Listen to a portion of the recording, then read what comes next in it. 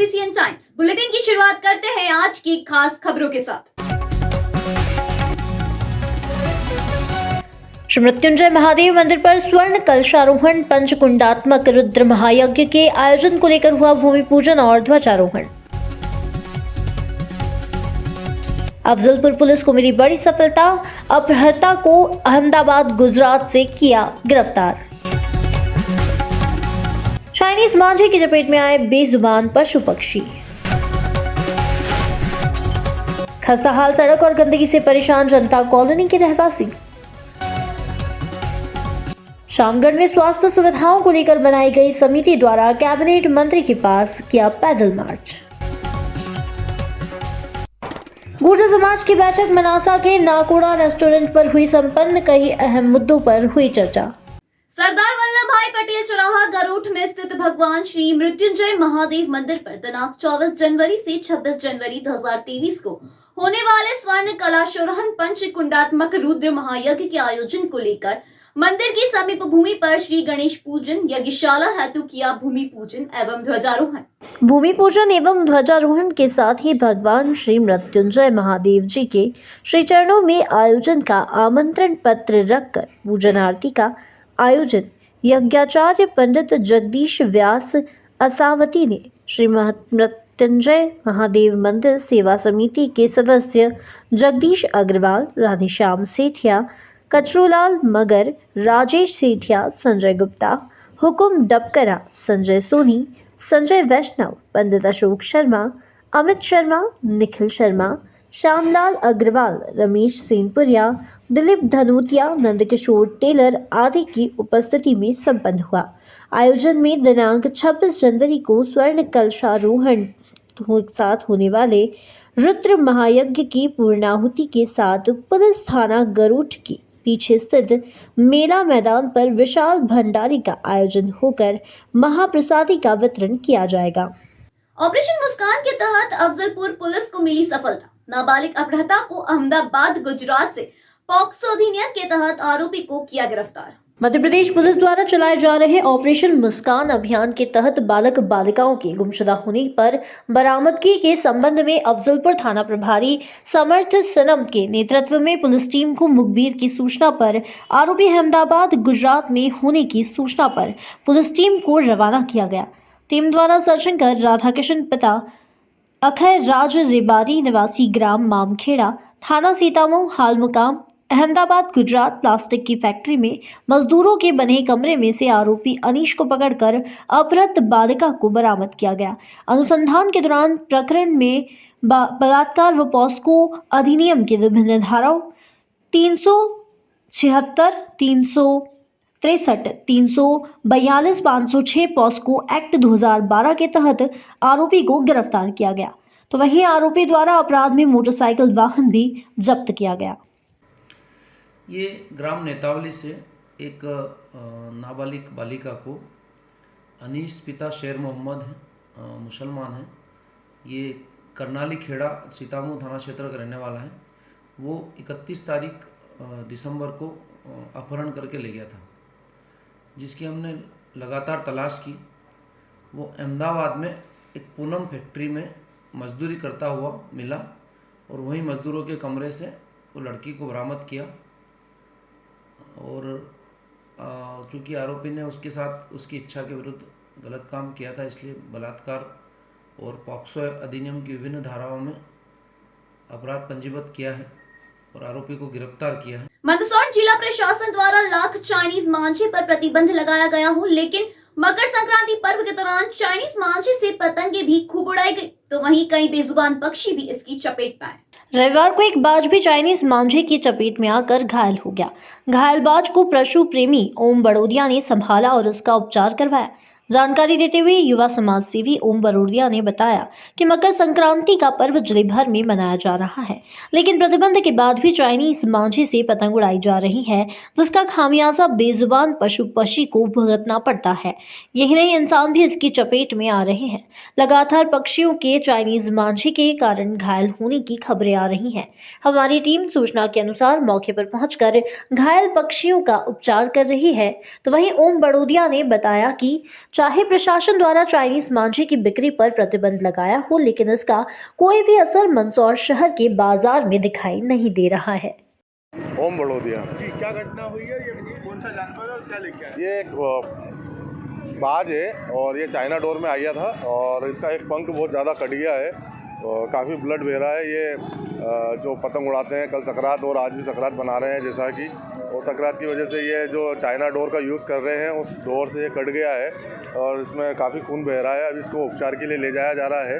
और अन्य पक्षी भी इस तरह चाइना की डोर से घायल हुए, क्या मानते हैं? हाँ, कल कबूतर घायल हुआ था तो वो बाकी वो मर गया था कबूतर निकालने में। अभी एक पुलिस लाइन से भी सूचना है कि वहाँ पे भी एक कौवा उलझा हुआ है माजा डोर में, तो वहाँ पे भी जाएंगे। क्या लगता है कलेक्टर महोदय द्वारा चाइना डोर को प्रतिबंध लगाया, उसके बाद धड़ाके से बिकी, क्या मानते हैं? हाँ, वो तो स्वाभाविक बात है। वो खाने के दांत और दिखाने के दांत अलग होते हैं, क्योंकि स्वाभाविक बात है ये चाइना की डोर प्रतिबंध कितना ही कर लो तो भी बाज़ार में बिक रही है, ब्लैक में बिक रही है और उसी का शिकार ये बेजुबान जानवर हो रहे हैं। कितने जानवर घायल हुए होंगे, क्या मानते हैं? संख्या अनगिनत है, क्योंकि पक्षी चाइना डोर में आज़ाद की तरह उड़ता है। बाकी अब चाइना डोर से कहीं ना कहीं घायल अवस्था में पेड़ में उलझ जाते हैं, कट जाते हैं। अभी जैसे ये कि ये बाज भी वो बहुत ज़्यादा कट गया है, इसका खून भी ज़्यादा बह रहा है। कहाँ ले जाएंगे उसको? अभी फॉरेस्ट विभाग ले जाएंगे। क्या नाम आपका? ओम बड़ोदिया। मंदसौर शहर के जनता कॉलोनी में ऊंची गली क्षेत्र में खस्ताहाल सड़क, गंदगी और सफाई के अभाव में रहवासी परेशान हैं। परेशान रहवासियों ने सोमवार को मीडिया के सामने आकर अपनी आपबीती सुनाई। रहवासियों ने कहा कि विगत कई सालों से वे स्थानीय पार्षद और नगर पालिका से खस्ताहाल सड़क को बनवाने की मांग कर रहे हैं, लेकिन नगर पालिका का इस और कोई ध्यान नहीं है। वही हालात तो यह है कि यहाँ ना तो समय पर सफाई होती है और ना ही गंदगी को साफ किया जाता है। ऐसी स्थिति में रहवासी लंबे समय से परेशान हैं। गंदगी के चलते बीमारियां यहाँ पैर पसार रही हैं, तो वहीं खराब सड़क दुर्घटना का कारण बन रही है। सोमवार को स्थानीय रहवासी सड़क पर आए और उनका गुस्सा फूटा। मीडिया के सामने रहवासियों ने आपबीती अपनी कुछ इस प्रकार सुनाई।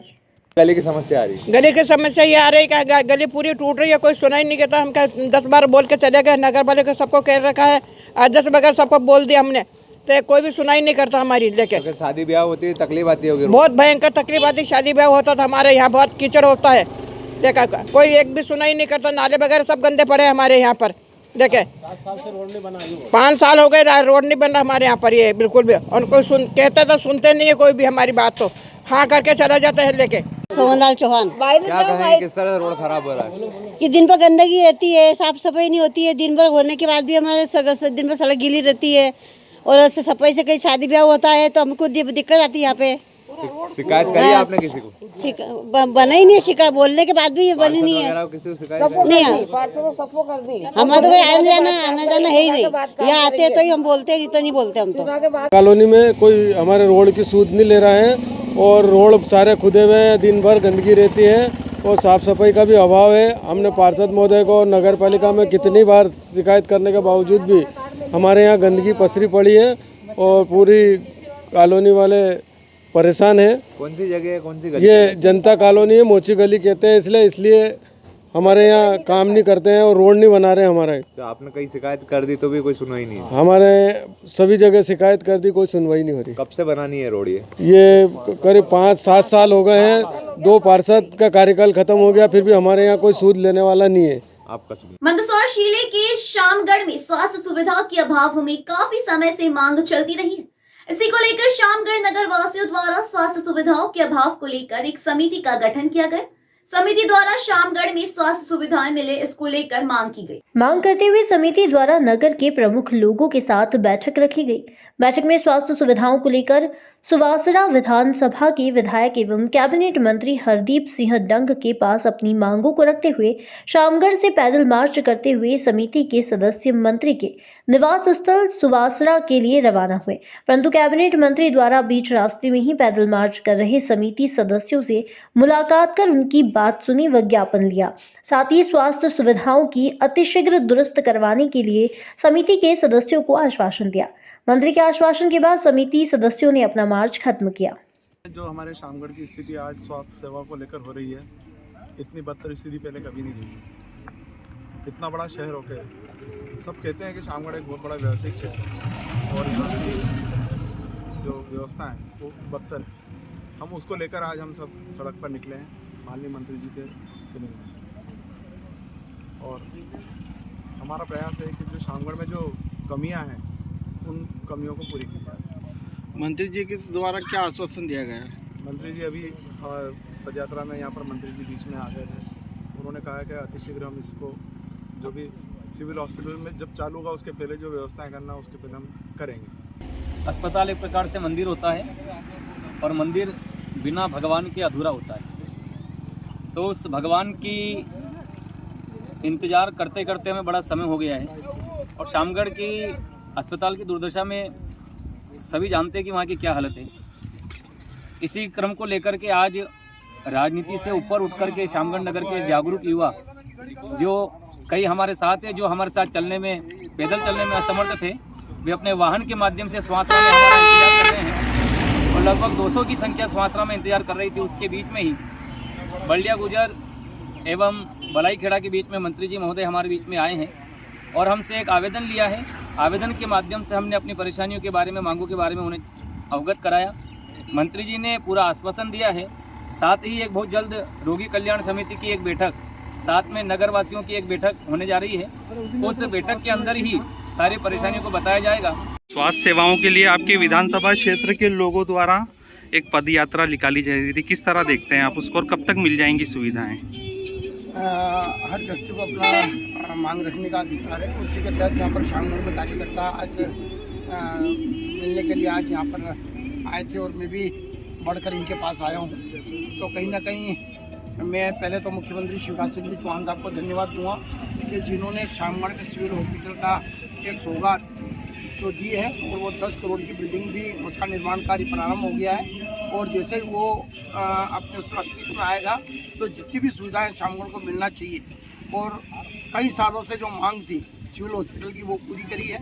और जैसे उसका ओपनिंग होगा और जो सुविधाएं मिलेगी वो तो उनको धन्यवाद है ही सही, पर जिस गैप में अभी इस गैप में जो कमी है उसको हम कैसे पूरा कर सकें उसके लिए इन्होंने ज्ञापन दिया है। मैं जैसे ही अभी भोपाल जाऊँगा हमारे अधिकारियों से बात करके जो भी। सोमवार को दोपहर गुर्जर समाज की अहम बैठक मनासा के रामपुरा रोड स्थित नाकोड़ा रेस्टोरेंट पर संपन्न हुई। गुर्जर समाज की वरिष्ठ जन व मुख्य अतिथि की मौजूदगी बैठक में अहम निर्णय लिए गए व विशेष चर्चा हुई। भादव माता में नवीन धर्मशाला व छात्रावास निर्माण व मनासा तहसील व जिले में नई कार्यकारिणी की बनाने के विषय में भी विशेष चर्चा की गई। समाज के युवाओं में करियर को लेकर नई पहल शुरू करना, समाज के युवाओं व युवतियों को जागरूक करने सहित कई अहम मुद्दों पर चर्चा हुई। बैठक के दौरान कांग्रेस नेता उमराव सिंह गुर्जर, जनपद उपाध्यक्ष मोहन गुर्जर, जिला अध्यक्ष चंपालाल गुर्जर सहित क्षेत्र के गुर्जर समाज के कई युवा उपस्थित रहे। जिला अध्यक्ष चंपालाल जी गुर्जर के नेतृत्व में मनासा नाकोड़ा रेस्टोरेंट पर जिला गुर्जर समाज की बैठक आहुत की गई। इसमें भादव माता धर्मशाला के निर्माण को लेकर, नई कार्यकारिणी विस्तार संगठन के गठन को लेकर चर्चा हुई है। सभी वरिष्ठजन यहाँ उपस्थित हुए हैं। बहुत ही अच्छी बैठक थी। उसमें समाज ने निर्णय लिया है और हम सब जिला अध्यक्ष चंपालाल जी के नेतृत्व में काम करेंगे। क्या अहम निर्णय लिए गए आज? हम निर्णय ये कि एक तो मनासा तहसील के संगठन का विस्तार के विषय में हम निर्णय लिए गए और भादव माता में धर्मशाला का भूमि पूजन बहुत जल्द होगा, ये निर्णय लिए गए। और समाज के युवाओं के लिए भी कुछ निर्णय होंगे? समाज के युवाओं को नई दिशा देने के लिए आज हम करियर मार्गदर्शन का आयोजन करेंगे। हमारे वरिष्ठ जनों ने यहाँ पर संबोधन में कहा है, हमारा जिला अध्यक्ष जी ऊर्जावान जिला अध्यक्ष चंपालाल जी के नेतृत्व में हम बहुत जल्द करियर मार्गदर्शन का करेंगे और समाज के युवाओं को नई दिशा देंगे। आज जिला गुर्जर समाज की बैठक नाकोड़ा रेस्टोरेंट पर संपन्न हो गई, जिसमें धर्मशाला, भादव माता धर्मशाला और छात्रावास को लेकर हमारे जिला अध्यक्ष जी श्रीमान चंपालाल जी गुर्जर के नेतृत्व में समाज में कई तरह के बदलाव, कुरीतियों और युवाओं के रोजगार के लिए कई तरह की बातों के अहम मुद्दों पर बातें हुई जो हम समाज के लिए अमल में लाए। इसके अलावा भी और कुछ नए युवा कुछ नया करने की इस विषय युवाओं के लिए भी कैरियर मार्गदर्शन और कई तरह की योजनाएं हमारे जिला अध्यक्ष जी ने हमारे समक्ष रखी है, जो हम बहुत ही जल्द नई तरीके से युवाओं के लिए लाएंगे। रोजगार के लिए भी युवाओं में कई तरह के हम प्रयास करेंगे और युवाओं को समय समय पर बैठक लेके और उनके समक्ष ऐसी नीतियाँ लाएंगे कि जो उन्हें आगे बढ़ने में योगदान प्रदान करें। और हम संगठन विस्तार को भी लेके अलग अलग क्षेत्रों में जगह जगह बैठक करेंगे और सामाजिक स्तर से संगठन को पहले मजबूत करेंगे। जिला गुजर समाज की जो महत्वपूर्ण बैठक आयोजित की गई थी मनासा में नाकोड़ा रेस्टोरेंट में, गुजर समाज कार्यकारिणी विस्तार से संबंधित चर्चा की गई। भादो माता में जो पुरानी जगह धर्मशाला हटाकर नई जगह शासन ने आवंटित की गई हैं, उसकी जगह नवीन धर्मशाला का भूमि पूजन से संबंधित चर्चा की गई। इसके अलावा भी और कई मुद्दे पे निर्णय हुए होंगे कुछ? संगठन विस्तार के साथ साथ सामाजिक कुरीतियाँ, शिक्षा के प्रति, रोजगार के प्रति बच्चों को जागृत करना, रोजगार कैरियर मार्गदर्शन शिविर का आयोजन करना, ऐसे महत्वपूर्ण विषय जो समाज में आज के युग के हिसाब से बच्चों को आगे बढ़ा सके, उन पर विस्तार से चर्चा हुई। हमारे समाज के वरिष्ठ जन सब उपस्थित थे। आज की जो परिस्थिति है, आज युवा जागृत हो चुका है, पढ़ा लिखा है, आज दूसरी समाज से हर तरह से सक्षम है, मुकाबला करके पढ़ाई में, रोजगार में, बस एक उनको सही दिशा देने की ज़रूरत है। जो समाज का संगठन सही दिशा प्रदान करेगा, गति प्रदान करेगा और उनकी ऊर्जा को समाज हित में, स्वयं के आर्थिक हित में उपयोग करे, इस लायक बनाने के लिए समाज भरसक प्रयास करेगा।